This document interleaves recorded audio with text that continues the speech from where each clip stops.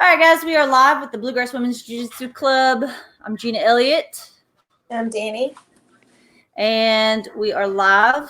Danny, you were telling me your sound quality, everything's better today. What's going on?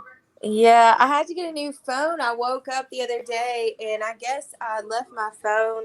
I was out at an art fair and I left my phone in the car because I didn't want to carry it around because I was about to buy some art. And the heat warped my screen. So like this liquid underneath of the screen, like almost like mixing colors, like started to eat up my screen. And I just took it to the store and I was like, I can't do anything with this.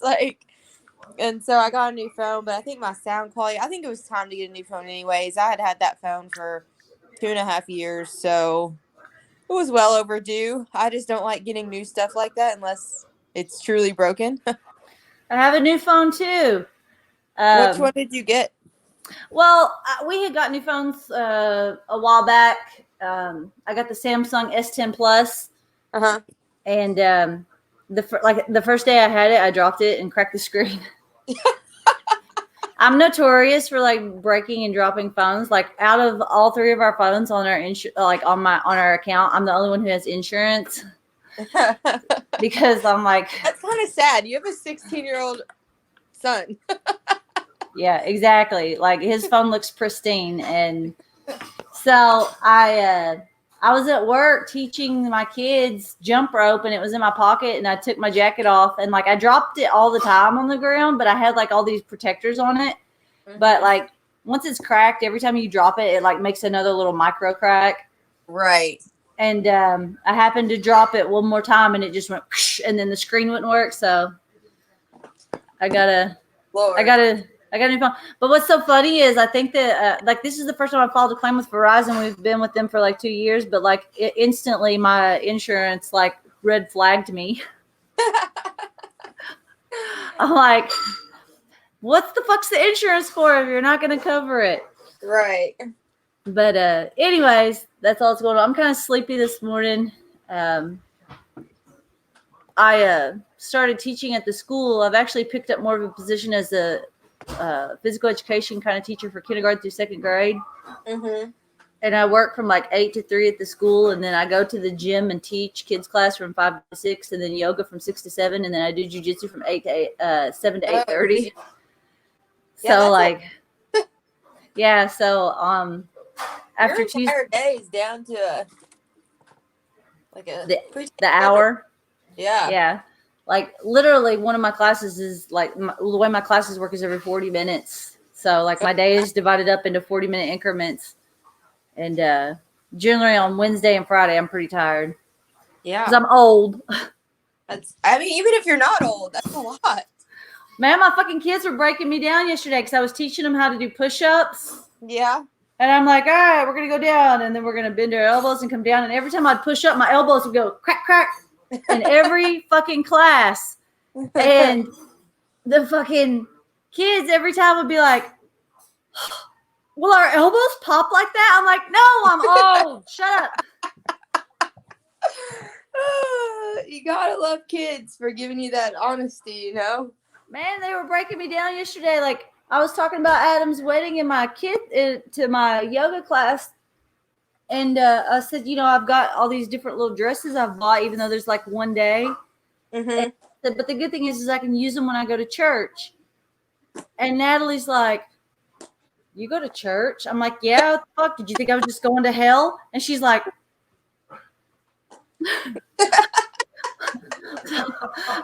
so what is it? Yeah, fuck. Yeah, what the fuck? You think I'm just going to hell?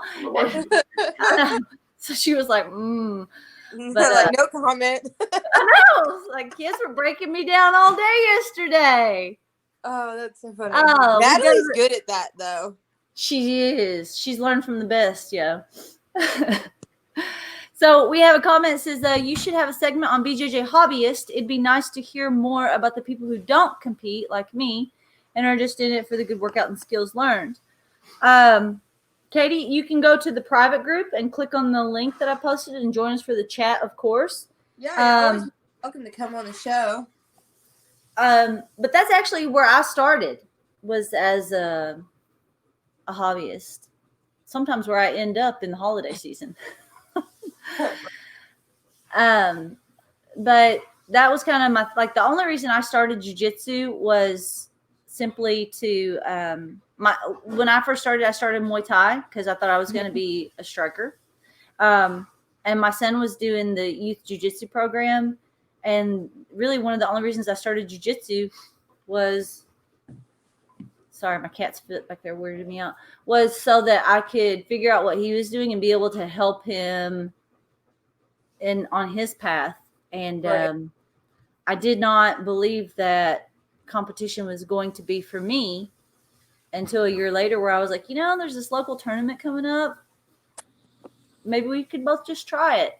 And What was it? it was actually the highest down in Somerset. It's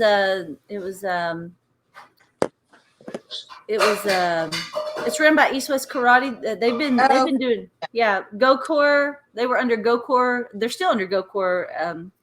Two different guys, really. But it was his tournament, the highest. And That's cool. yeah, I have a god awful video of me competing.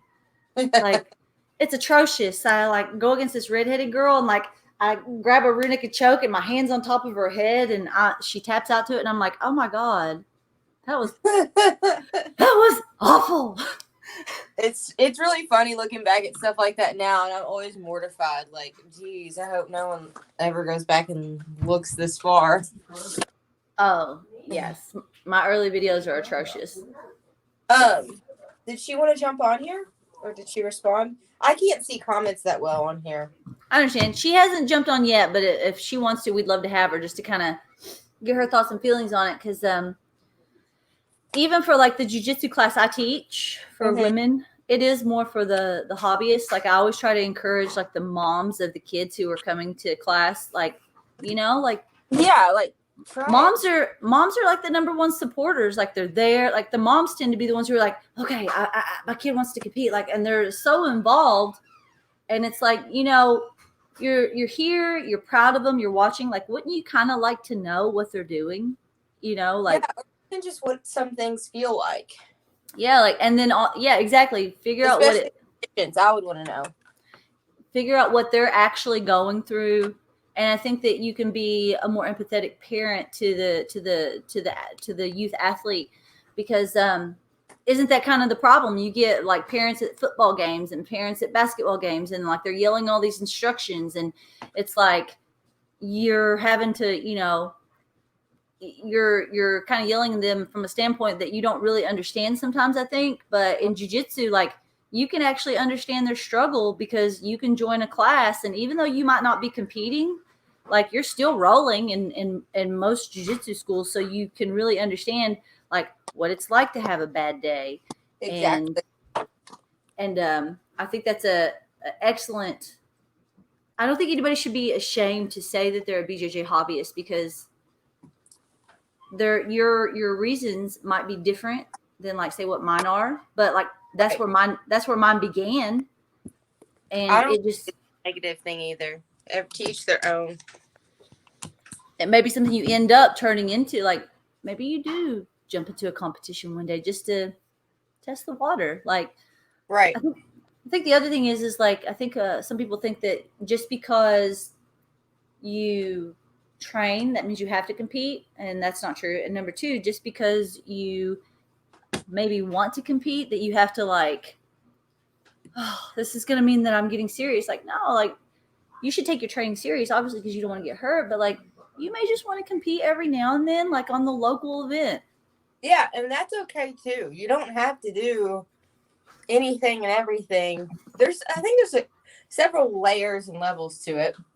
For sure. Katie, welcome to the show. Hi. Oh, What's up? Let me adjust. Are we in your classroom right now? This is actually my spare bedroom, and we just made this backdrop so I could hang up student art. Yeah. So they don't have to see my messy room because it's atrocious. So I don't know if you knew this or not. I guess go ahead and introduce yourself. Tell them about your job and stuff, Katie. Yeah. My name is Katie Jones. I am a teacher here in Louisville. I do jujitsu as a hobbyist. I'm a white belt, just a little 2-stripe white belt baby. I trained for about 1.5 years, and then I took 10 months off, and now I'm back. So when you say BJJ hobbyist, like what do you mean by that? Like really, you're just going to classes just to learn how to do jujitsu, not for MMA, not for any competitions, nothing like that. Just strictly learning the skills and going through a good workout. So, have you competed? I competed once when I was about 4 months in.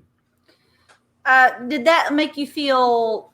I mean, did that kind of encourage you or discourage you? Discouraged, definitely. I mean, I don't think competing is for me, just in general. I'm not a very competitive person. I just wanted to try it out to see what it was like. But you get a no-stripe white belt against a 4-stripe white belt, and that's like super discouraging. But see, that's kind of that's like the only real I don't want to say issue, but like problematic thing I feel that jiu-jitsu really has, especially for competition, is like I know that sometimes we kind of give like karate and stuff a hard time because like they belt so often, but it's a really difficult thing when you think like you're going in, because I had a girl who just had the exact same experience this weekend. Yeah. She's been training 3 months, and all these white belt girls showed up for gi, but none of them showed up for no gi. Then she went to no gi, and none of them were there. So, but she had like one girl who was a blue belt, but because she doesn't do no gi very often, she felt like she could register in the beginner division. And she got smoked. And, I'm trying to tell her, like, these girls you're competing against have been training literally, if they're blue belts, 2 or 4 years. Yeah. 2 to 4 years. And like, if you've been training like 3 months, like that's a huge disparity. 2 years. Like, and I told her, I said, watch how these girls walk out here and move. Like, you need to watch your videos and watch how these girls walk out in their stance and how they attack, and then watch yourself and like really take that into consideration. Like, I went to a Naga once, and if you don't think it's a real thing, I guess these 2 girls walked out onto the mat, and they were both registered beginner, and they slap hands, they fist bump, and they start working. And the referee, after about 30 seconds, says, "Stop, you both are sandbaggers, move to intermediate division." And he could tell, and I could tell, based on how they were moving, and one of them ended up winning the whole intermediate division. So, it's like, it's a really tough thing, like when you're trying to encourage people, yet like you're facing like this huge experience disparity, and then also like sandbaggers and so many things, What do you think, Danny? I agree. I think there's like a lot of levels to this, but I think there's also, more in the women's community than, I don't know, I might not be wording this the right way, so I don't want people to come for me. But I think in the women's community, it's a little bit different than the men's, because we don't get really broken up into like masters or adults either. You can have like a 35-year-old mom, like, who got into this to do it with her kids against like, everybody's 1-stripe or 2-stripe white belt looks different depending on what they've done in their past life as well. Because I've seen girls who, they've only been training. I did my first tournament after only training for 3 months, but I also had a different past than a lot of people had. I'd already wrestled, and I'd been an athlete my whole life. So for me, Same. I kind of was used to pushing a little. I'm more competitive by nature. I was used to pushing over the edge. You know what I mean? Like, I was very used to a competitive environment. I think that we're all different. We all have a different past, and there's just more levels, I think, in the women's. I think a lot of men are lucky to grow up and their parents put them in athletics and stuff like that off the jump because they're boys. But girls oftentimes don't get the same athletic opportunity. And for that reason, we just have different levels of athleticism, just levels of experience in a competitive environment in general, because really a lot of women don't get put into a serious competitive environment that combat sports kind of pushes, not a lot of women get put in that, but men, I would say, get put in that from a young age. Like, even if it's just roughhousing with their cousins, you know, like it's Football. a little bit different. Football, baseball, soccer. I mean, there's a lot of stuff that boys end up doing that girls just don't. And it shows later in life when you have these older women, like some, you can tell who was an athlete before and who wasn't. And sometimes it's not even fair. You know what I mean? 100%. That's So on it. you said that we had a comment too from Vicky Sakura. She said there's so few women that compete that it's really hard to get even matchup. You said that yeah.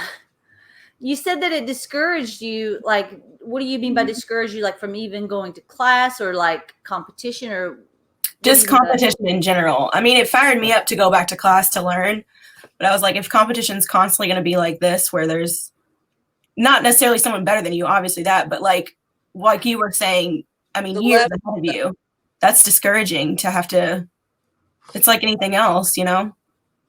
Yeah. Yeah. I get that. We did it, like I said, we did that tournament this weekend. Of course, she's kind of fired up from it and ready to get back. And we have another comment said, my brothers were put in wrestling and I was told it isn't for girls when I asked to sign up also.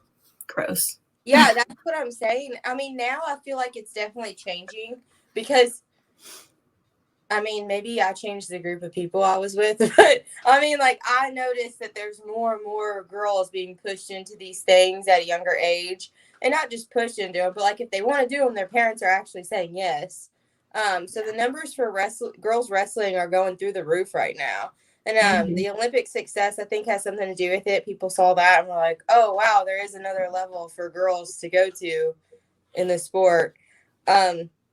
Slowly growing, but it's growing, and that makes me happy because at least girls will get this experience. And you never know if you're going to be good or not like something until you do it.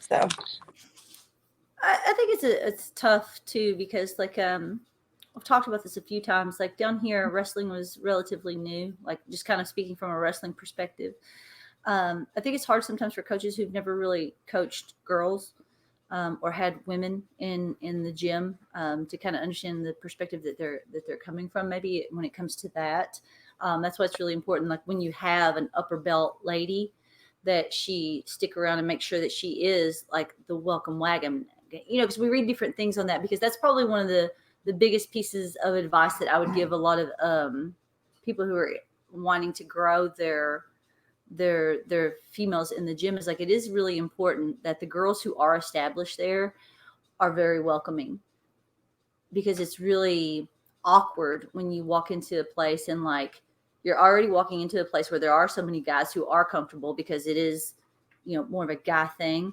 But then there's girls there, but they aren't really friendly. So then you're kind of like, oh, I'm in a place that I really don't feel like I belong. And even the girls are making me feel like I don't belong. So I think that's really, you know, that's a really important thing. And even if they're, you know, and it doesn't have to be all about competition. Like you want them there because you know it's going to be good for them. In the long run, this is all going to be very, very good for them. So it's really important. I think that a lot of ladies take that into account. Like, maybe you had a rough start, but make it easier for the girls behind you. Yeah, for sure. For sure. And I think just coming into a jiu-jitsu gym in general is intimidating, not even just being a girl, but like, because you walk into this class and it's not a beginner's class for the most part. It's got everybody in it. It's like even the warm-ups, you're seeing people do front rolls and you're like, what the heck is that? Yeah, I think it's really important. I don't know, just my perspective. Whenever I want to like introduce a new person to jiu-jitsu or bring a new set of people into jiu-jitsu, it's important that I get participation with people the first time they come in the gym. And it's really hard for them to do that when there's a whole class of people that already know what they're doing. So I like to invite people to my gym, or invite people either 15 minutes early so I can show them some of the things that, you know, like a forward roll or a backward roll, like just brief them for what's about to happen, or do a separate class where I know there's a couple of people that will have never done it before that can come and learn these things so they don't feel isolated. Because I think people will come in and expect that day to try it. And then they see everybody doing what they, doing their normal routine. And they're like, oh, I don't know how to do any of this. Actually, I'm just going to watch today. When a person says they're just going to sit and watch, you most likely they're not going to come back. Over. So it's over, and you really have to get participation the first day. I've learned that like by watching it happen 1,000 times. You have to get the person to feel like they're included in your class. And that even if that means that you have to take them in a different room or take them to a different part of the gym and really just do forward rolls or backward rolls the whole entire class, that's fine. They're getting something out of it. I promise you they're not going to get anything out of sitting on the sideline and watching outside of being intimidated. That's going to just scare the shit out of them. They probably will not come back. So I think participation off the first day is definitely going to be a way to keep your women around. Something that I run into kind of talking about that is like, I'll have women who are just like beginners in general who like, they don't mind to like come to my class and ask me questions and participate there. But like, if I try to, and I run into this a lot, but if I try to help them by working with them in class, it's almost like it makes it worse for them because they're like, oh, I'm holding you back. And I'm like, no, it's not.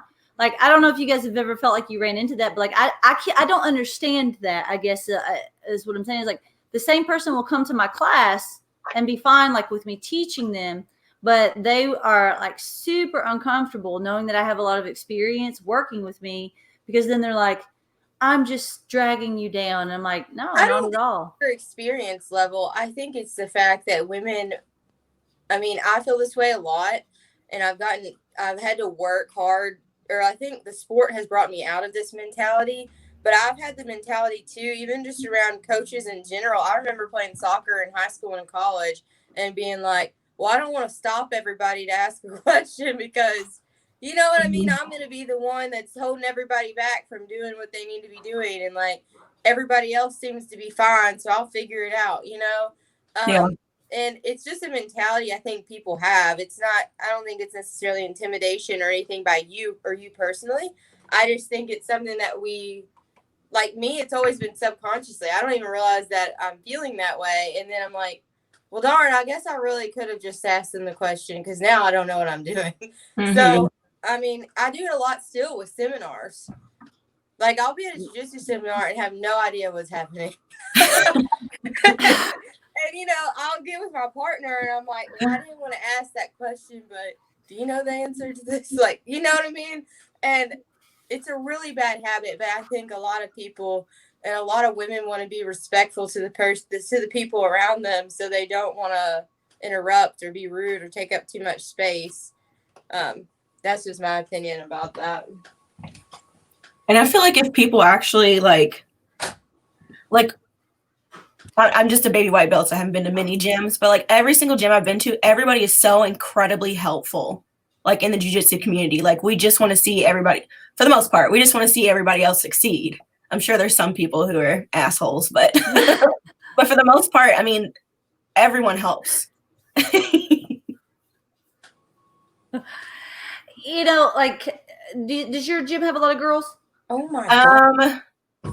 We have about 4 consistent girls right now. So in jiu-jitsu. Any competitors? No. Nope. Do you feel like it's important to encourage that? Like, what's your highest ranking female? She is a 4-stripe white belt. Okay. Yeah. So she's coming up on blue. Probably for the year. I mean, do you guys feel like you have a good, I guess, camaraderie, knowing that like nobody's really that interested in jiu-jitsu competition? Yeah, because I feel like, and this isn't always true, and don't come from a throat, but I feel like a lot of women are competitive. Not a lot. Some women are competitive in a negative way. Yeah. Like okay, everybody's competition at this point. But I feel like if you're not competing, you don't have that mindset. You still want to submit them, but you still have that mindset of, I'm just going to completely destroy you. Makes sense. and kind of speaking of that, like, I Danny talked agree to, because I've been on the opposite side of the spectrum. what do you mean? Yeah. Like where you go in a room with a bunch of women and they all hurt you. Like, I mean, not even in a helpful way. Ooh. Yeah. Like, I mean, there's sometimes, and it's different. Like you were saying, it's not like, I'm going to take back what I said a little bit. It's not like they've intentionally hurt me, but it's different to go into environments where, like, and yes, the point is we're training for fights. We're all at like top peak mode right now. We want to kill everyone because we're training to kill someone, to fight someone. And we're all pretty serious about training. So it's kind of different to go from one environment Yeah. to another where it's like, okay, all right, yeah, this is real. Like, you are fucking me up right now. Yeah, because actually I went There's to actually some different extremes, you know? Mm-hmm. Well, I went to one of your guys' seminars a while back, and I remember Gina said something along the lines of, even us colored belts, we roll to submit, and that was new to me. Like, for the most part, colored belts had always just like let me do my moves, let me work, and then they wouldn't let me get submissions, but they just let me work. But to hear that, we're gonna roll for submissions, and after 3 times, then we'll slow it down. But like that's really, I like that. I personally like that because I do feel like some colored belts don't give white belts a good chance. Yeah, and what I mean by that is like, I think that's probably one of the things that I've ran into being kind of the upper belt that like kind of surprised me too, is like I've run into it on an occasion or two where maybe I'm rolling with a lower belt, white or blue, people who have like, a few years experience, and they want to like come at you super aggressively, like, and then you're like, oh, okay, well, that's the pace that you're going. Because I try to feel it first when I'm going with somebody. I'm like, I try to feel like, okay, how did they just grab me? What was their energy? And, they grab you with like an intense, like, I'm attacking you energy. And I don't know, maybe they don't do it, or maybe like at their gym, like nobody's ever told them that like, you come on pretty strong. And, it's like, oh, this is the pace. They just said, okay, well, tapped you out. Well, okay, I've tapped you out a few times. Like, I think that we've, established that the pace is really intense. Maybe now after, 2 or 3 taps, you can slow it down. Mm-hmm. But I think that almost like now I've had people come back and be like, I just can't believe you tapped me out fast like that. And I'm like, well, you came at me hard. Like that was the pace that you came at me. Yeah. Right. And so like, I think that I've learned over the years that like, it almost needs to be like, for me, it was like this thing of like, oh, like that was established in our first, few minutes. I came at somebody hard. I grabbed them hard and they said, okay, like this is the pace we're going. And like that was established and it was like unspoken. I never really had a problem kind of comprehending what that meant in my own head. But I found that that doesn't work the same for everybody. And it almost needs to be said that like we all need to take a step back sometimes and maybe realize that maybe it's you.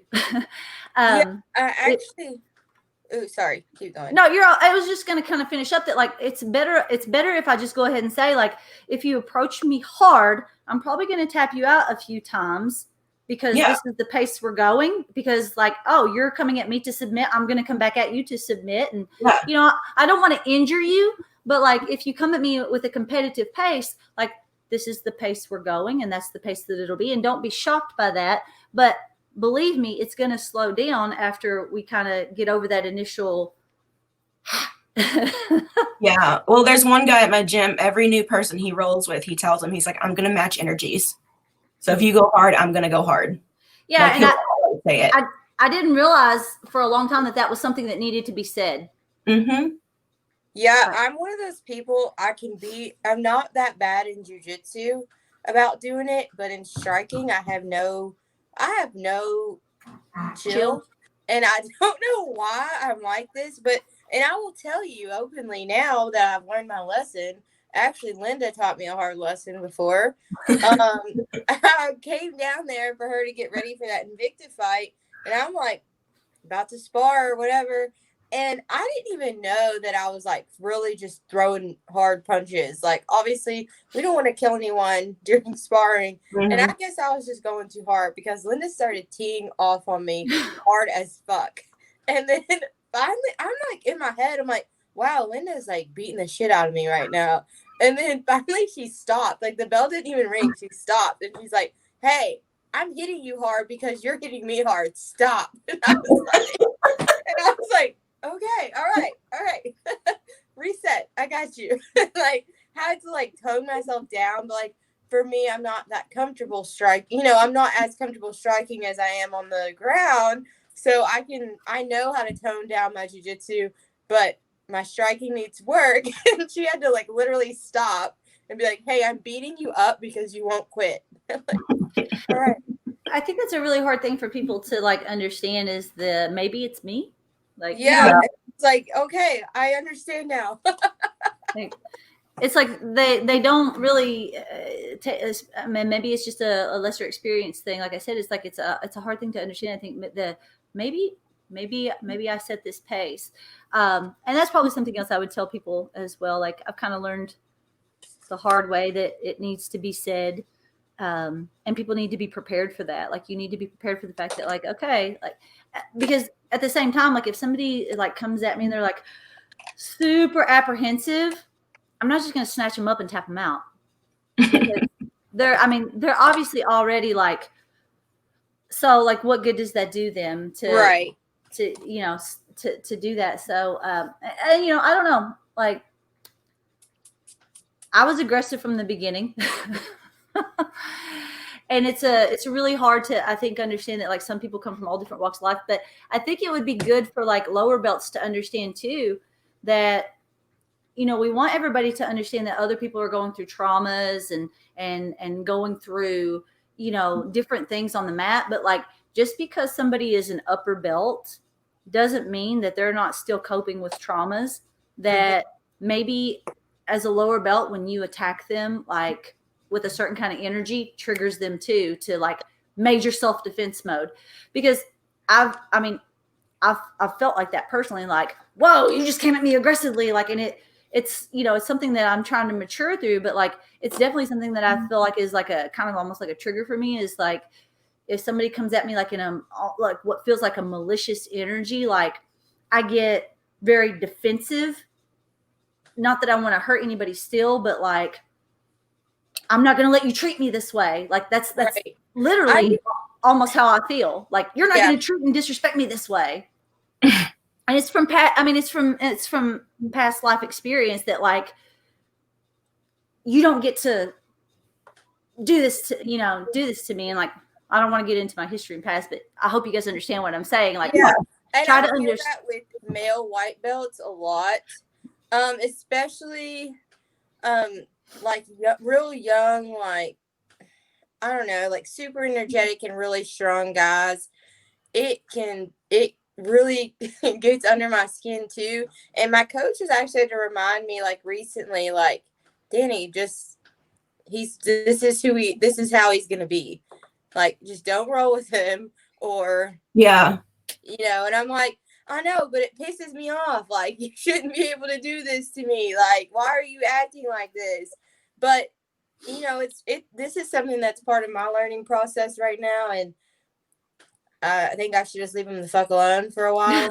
I make it a rule. I mean, like I said, I'm just a baby white belt too, but I make it a rule. Don't roll with any guy under 6 months of experience. Cause it's just, for me, I mean, I'm not good at submissions and stuff. And basically it's just me trying to protect myself the entire time, because they're cranking things that shouldn't be cranked. And that's always the worst, is when they start pulling on stuff for no reason. And I'm like, why are you doing this? I had one guy grab onto my legs and then start rolling me. I'm like, what is the point here? You're not going to submit me. This is not a sweep. I get so pissed off because I'm just like, what are you doing? Like, yeah, exactly. I can't get you off because like, I want you to grow as a jujitsuer, just not with me. I'm sorry. I agree with that. That's probably one of my biggest ego pitfalls too is the new white belt male. And then they're like, I submitted you. And I'm like, oh my God, Yeah. I will punch you. I just All right, ran in. I have to go. I got to teach. Oh, see ya. Thanks for coming. Bye. So I just ran into a similar situation to that on Tuesday. I rolled with he has like a lot of wrestling experience, but I rolled with a fairly beginnerish white belt guy. Mhm. And like, we were going and I tapped him out a few times. And he said something to Adam. He's like, Adam, you're supposed to be coaching me and helping me. And Adam's like, I can't help you, bro. And so like it turned into kind of a funny thing. So I was like, oh, and then I grabbed my hands together so that he could kind of work an arm bar, and he's pulling and he's pulling and he's pulling. And he kind of gave up. So I let my arm go and, let him finish. And we get up and he's like, I was really expecting to be able to like break those grips a lot easier. Like I was surprised that I couldn't just break your hands apart. Yeah, like I'm just like, I'm it's like, so insulting. I don't know if you know it or not, but you just insulted the shit out of me. Yeah, like that's the type of shit where I'm just like, okay, I'm just supposed to be fragile and let you do whatever you want. Sorry. Yeah, I'm surprised too that I'm strong and able to like I hold work on out to every day. I've been doing jiu-jitsu for how many years, but it's kind of funny. And I'm not mad. I would just say it's just like I've been doing this for 12 years. I'm like, my husband and I own the gym. Like I've been there for a long time. Like this is what we do. So like it's kind of funny to me that it would surprise anybody yeah, that like I would be no strong. shit. Like Man. Kind of talking about those things. Like we talked about this a little bit, like for beginner ladies and things like that. Like how do you feel about like I guess like she was saying the mean girl kind of, how do you deal with that, I guess? I've dealt with the mean girl, and I feel like I've been the mean girl a little bit. Yeah. Yes, I agree 110% with you, Lauren. Yeah, right. I'm only a 2-stripe white belt, but I've been having the new white belt guy dude experience lately. The worst is when they think they can give you advice on technique afterwards. Yeah. Yeah, I am like, you can take that and shove it up your ass. I just try to take it all in. Whenever I get upset like that.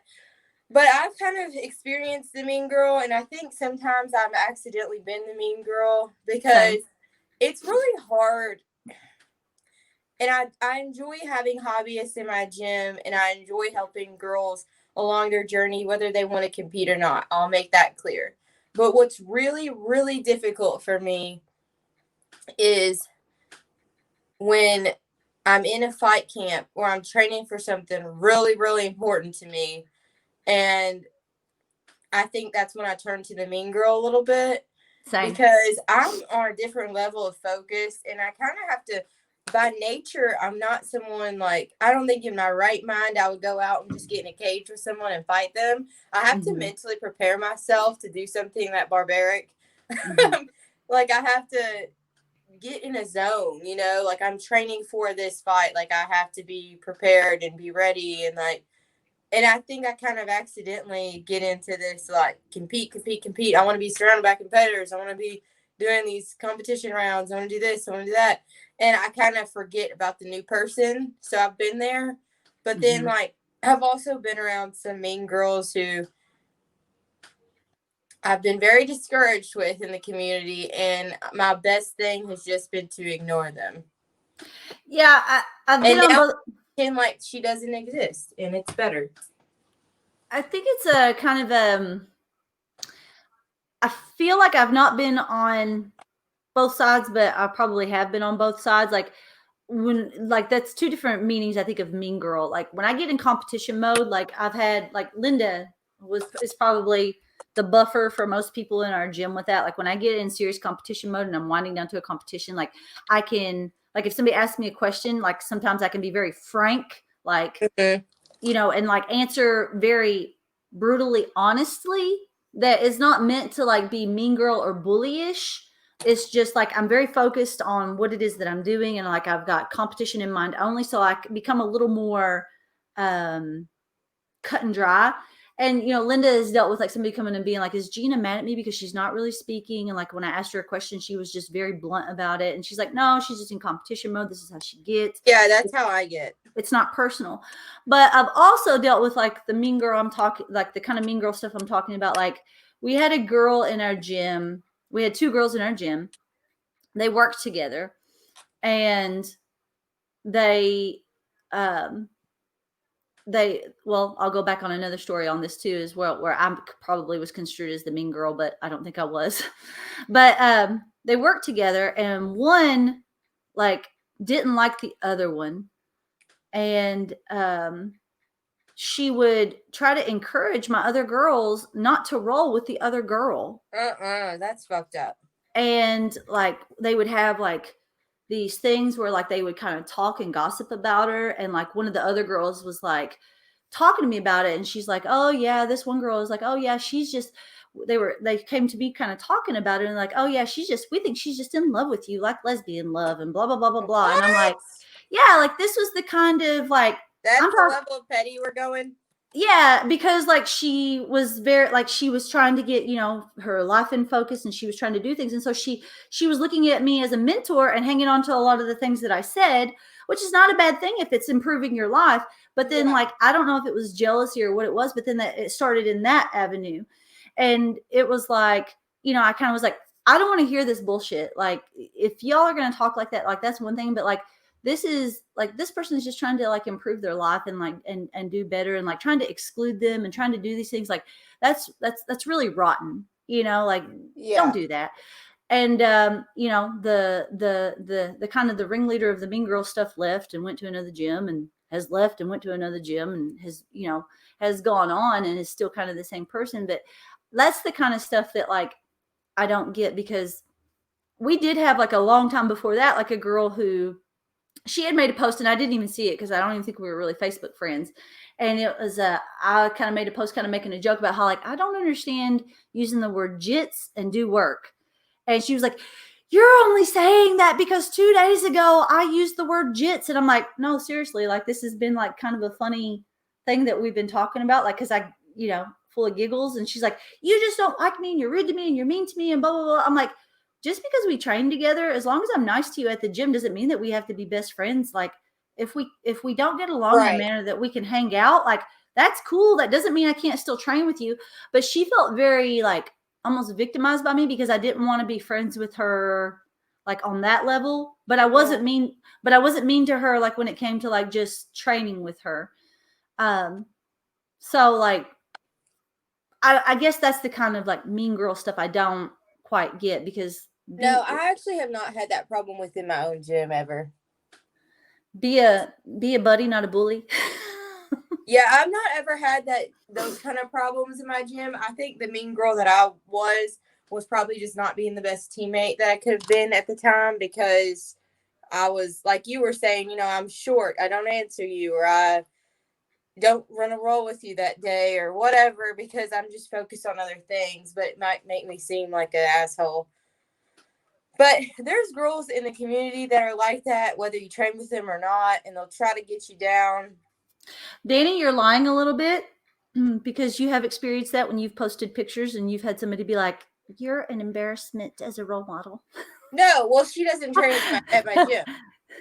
I get you. I'm saying, like, I haven't had that within my own training environment. Gotcha. Like, all the girls I've trained with have been cool, and I still feel like I have a mutual respect with them and whatever. That girl I do not train with. And well, I don't think it was like that girl in particular, like one girl in particular, but I think whatever girls, none of them I don't think train with me. Katie, the girl that's just on here, took the pictures. So, I don't think it was ever anyone I trained with directly.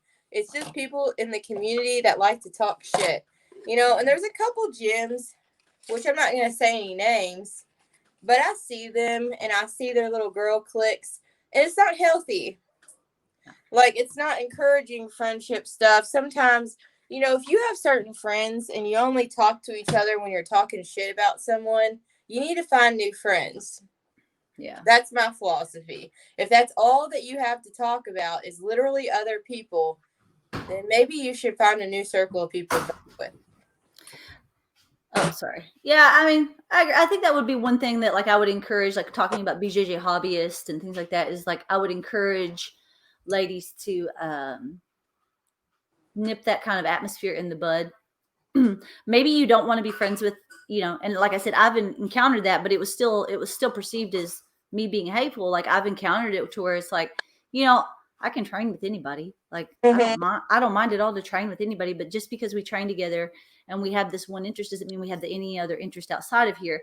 And that's what I would say too, is like, don't take it real personal if we just don't click. Right. And you're not going to vibe with everyone. It's just, no. I mean, even look at your own family, your coworkers, stuff like that. There's so many different types of people in the world.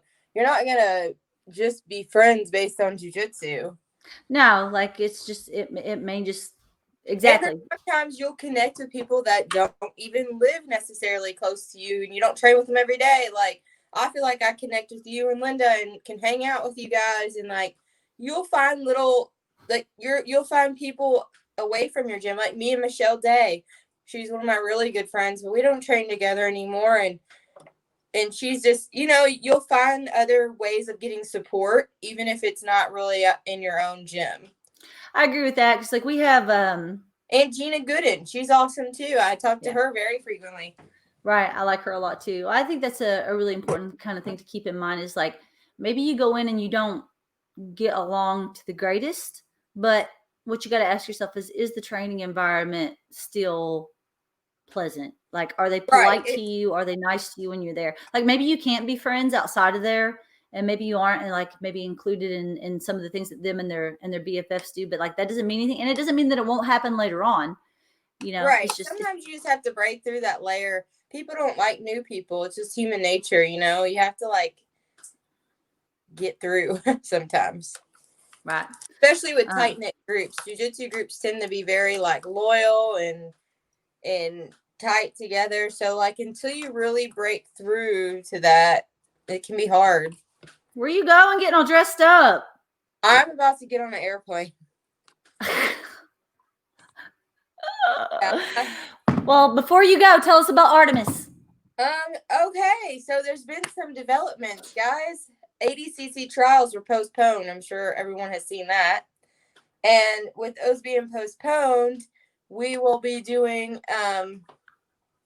Artemis the same day, but there's going to be a lot more people have messaged me interested. So brackets are still super pending right now because we're trying to squeeze everybody in that wants the opportunity to compete, because the ADCC trials kind of messed up their their groove that they had going on, because they were training for that. So I'm going to try to accommodate a lot more people. We're going to run Zapatero the same day, which is a men's tournament.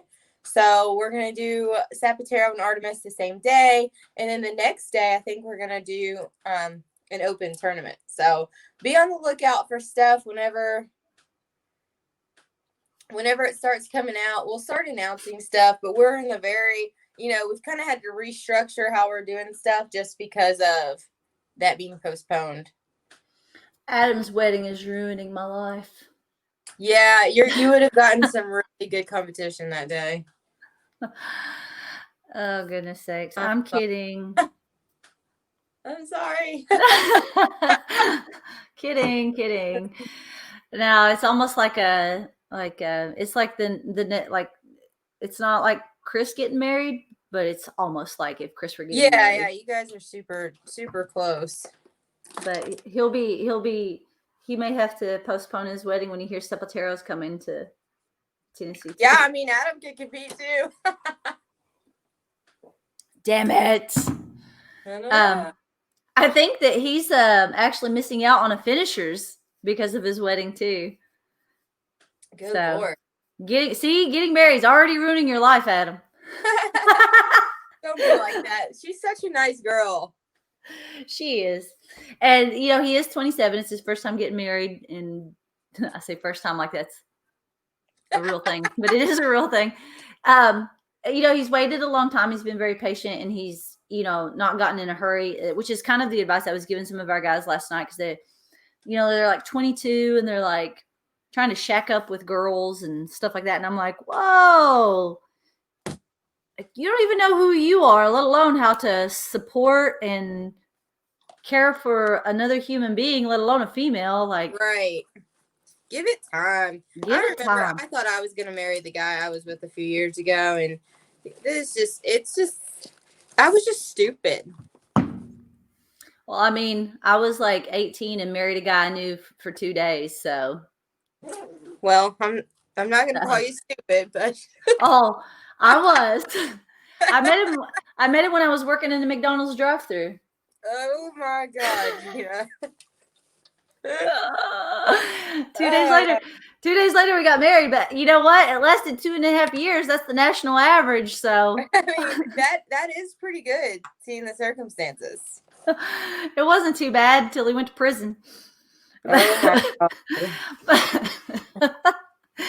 But I know. I'm gonna write a book one day. You should. For sure.